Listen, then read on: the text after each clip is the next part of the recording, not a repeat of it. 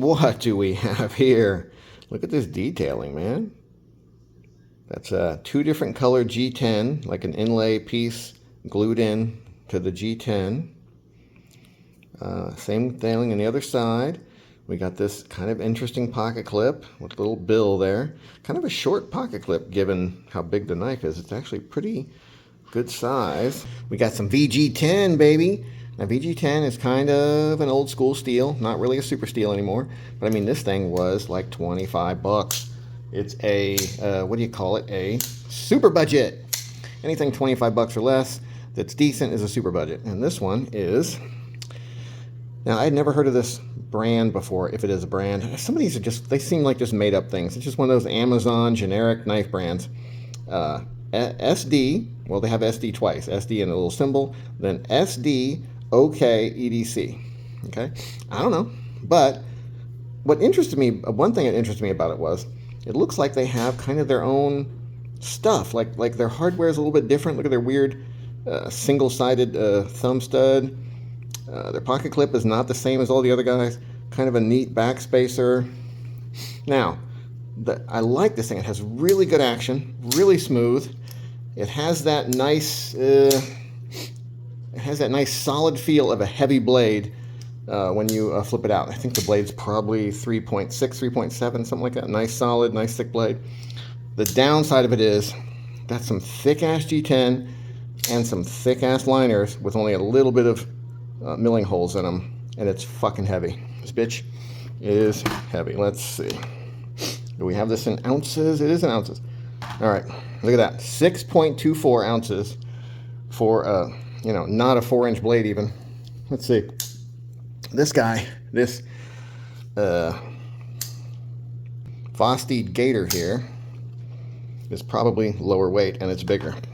Only 5.96 compared to 6.2. Look at the size difference here. The Gator is definitely a bigger knife. The blades are about equally thick, so I don't know where this one's getting all the weight from. I think the liners themselves, not much different. That heavy little steel backspacer is probably part of it, and a lack of milling. Only a few small holes in those thick liners is probably part of it too. But such smooth action. It's easily as smooth, maybe a little smoother than the Gator. Just feels very polished, drop shutty, and very nice. Look at the detailing on that G10. It's like a cut down area and then a second layer of green G10 inside of the black G10. Now the problem is it's so damn thick. It's probably thicker than the Vosteed, right? Yeah, it is. Man, look how thick that G10 is. That's where the weight is coming from. I think the weight is mainly coming from the G10. You don't think about G10 being a heavy material, but it really is. It's actually pretty heavy. So I think if I was to contour this guy a little more and grind it down, I'd be able to take maybe half an ounce off of it and make it feel a little more well balanced. It's a little on the handle heavy side right now. Like if I tip it way over this way, I can get it. And if I go to this side of the choil, I can get it to balance. But up where it should be balanced, no, it just falls over. So balance point is definitely handle heavy. But I mean, look at the detailing on this guy. Look at this. The cutouts right there for the flipper tab. The hollow flipper tab is pretty cool. I mean, it's well made. It's a well-made knife. The blade hasn't come loose. Let's see. No liner lock, or no lock rock. Lockup is really, really nice. Polished and polished liners with broken edges, so there's no sharp edges on it. Like just a pretty neat knife. All right, now, so that's the kind of review of this generic Amazon knife. But I also want to do an unboxing, a real quick unboxing. I can't wait to see this new Twosun. Yep, how did you know, Richard? How did you know what it was going to be? My Chinesium detector is hitting a 9.7. I don't, see, that doesn't really make sense. You'd only be using my phone, and my phone doesn't have any kind of scanner that can detect Chinesium. That's ridiculous. Okay, I saw the package. Oh, you saw, okay, well, you saw the package, that makes sense. All right, well, we're going to go ahead. It doesn't even say from China, though. How do you even know? Sino-US refers to interactions between China and the US. And I just know. You just know. Okay, all right, well, let's try it. I don't know if you're right. I don't know what it is, so. Well, son of a gun. You were right. I know my Chinesium. Okay. All right, well, let's see what Twosun we have here. I don't remember. It's been a while.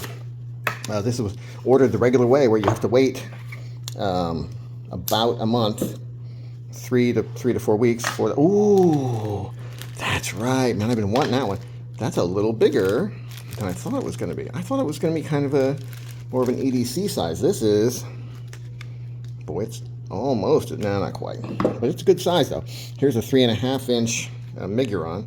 So it's every bit as big as the Miggy. So this is going to be a 3.5-inch blade, I would think.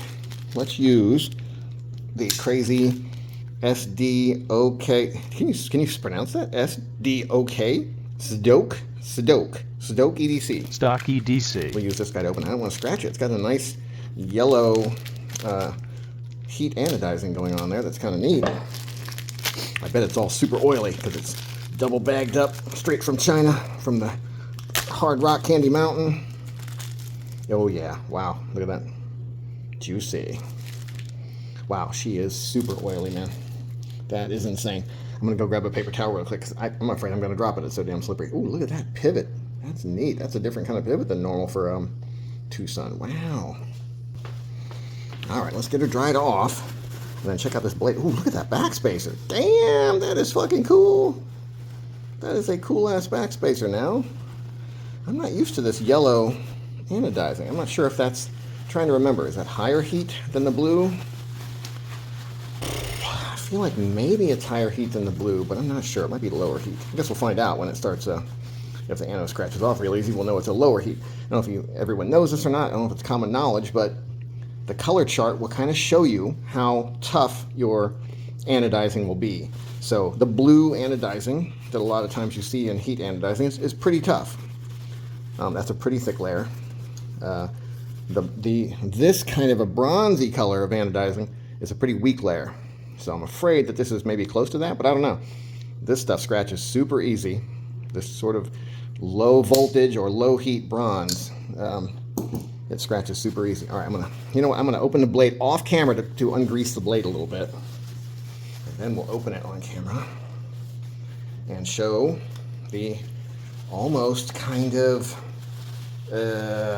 Kaiser sheepdogish look. It's too close to quitting time, Ralph. Let's pick it up there in the morning. Okay, Sam. Good night. Good night, Ralph. Has the double grind. What do you call that? Dual grind? Okay, I mostly got it cleaned up here. All right, let's pop it. Oh, that's a nice sound. Boy, it feels very sharp. Very thin and sharp right on that edge. That is a nice thin boy. Is it no, it's 14C28N, okay. I thought maybe it was a harder steel. Maybe they hardened it pretty good. It just has the feel of a pretty hard steel. Let's see, how sharp is it? It feels very sharp. Can I cut a paper towel? Only a very sharp knife can cut a paper towel. An unusually sharp knife, really. Nah, it's not unusually sharp. So it feels sharp, but it's not that sharp. So it ripped it a little bit. Let's try the package. Yeah, I would say it's not super sharp, but it's sharp enough. Pretty sharp, that's what I would say. Yeah, I would say it's sharp enough to do knife tasks. Like, let me see, would I feel safe running my finger down? No, I wouldn't actually. It feels like it might cut me if I put any pressure and ran my finger down it. So I'm gonna say it's sharp enough. Let's look at this guy. That's more blunt than I normally like a blade. This is what I would like, something like this. And then from there, up and over back to there, something like that. Let's see. You know what? I don't think I've ever done this before. We'll zoom in on this guy, and I'll do like a little shitty Photoshop job of how I want the blade to be, and we'll see when I actually do mess with it, how it actually comes out, and if it looks like what I said I wanted to do.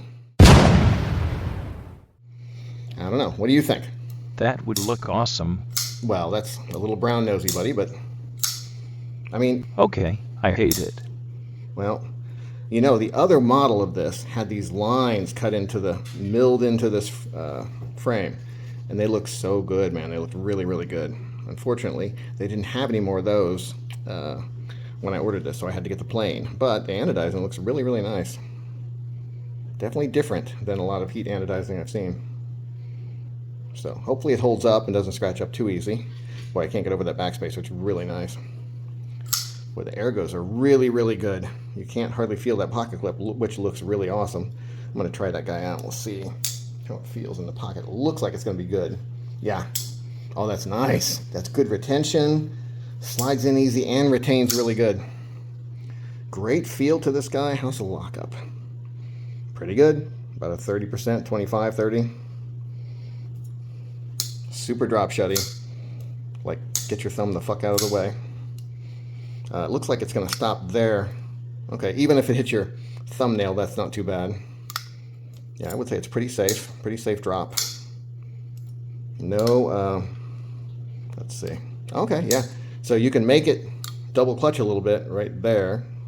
It's stopping on the detent right there, but you can just drop it right past. So really nice feel. Nice substantial weight to it. If it was a little lighter, it might be better, but the balance is really good the way it is. Let's check the weight on this guy. I'm going to say 5 ounces. Let's see. Ooh, more than I thought. 5.82. That's interesting. This guy is as heavy as this guy. Really close, even though it's smaller. But it doesn't feel super heavy for some reason. I'm not sure why. I guess maybe because, oh, that thumb opening is nice. Oh, wow. That's very sheepdog with a beanhole type opening. Very nice. Oh, listen to that close. Nice. Boy, I like this guy a lot. Very nice, very nice. Good job, Twosun. Who was the designer? Oh, I love it. It's Mazwan Mokhtar, I think.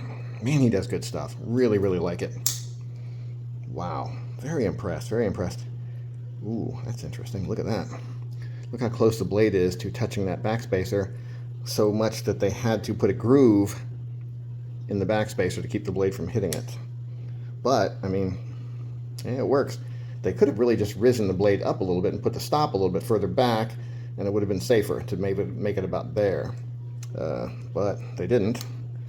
And I bet they had some backspacer strikes, and then they just changed the design by putting a groove down the center of the backspacer. That is simpler than changing the stop pin placement sometimes. What do we have for a stop pin? A nice, big, fat, juicy stop pin way up high on the frame. Freaking love that, man. I hate it when the stop pin is way down, too close to the pivot. That gives the blade a lot of, what's the right word? A lot of leverage against that stop pin. But this one is way up high. Perfect placement, in my opinion. Boy, they could have just ran that jimping all the way down. That would have been smart. You can't front flip this now. Man, if that was a little taller, you could front flip that sucker. But man, I really like it. It's really nice. It's going to modify really nicely too. All right, Twosun. What number is it?